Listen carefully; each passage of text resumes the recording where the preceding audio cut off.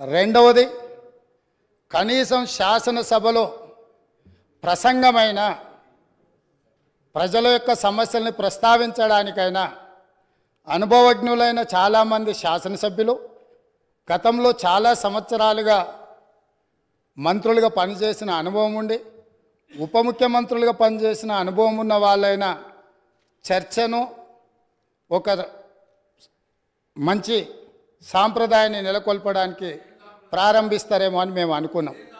అయినా కూడా తెలంగాణ ప్రజల్ని నిరాశపరిచినరు. ఇక్కడ కూడా కుటుంబానికి తప్ప అర్హులకు ఎవరికీ అవకాశం లేదు, అర్హులకి ఇక్కడ స్థానమే లేదు అని చెప్పి చర్చను ప్రారంభించడం ద్వారా ఈ పార్టీ కుటుంబ పాలనకే పరిమితం అవుతుంది. ప్రజాస్వామిక విలువలకు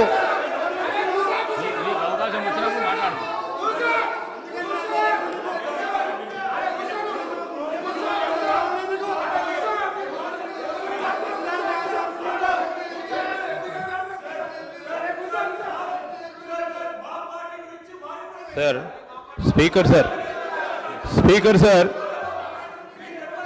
sir, I request Honorable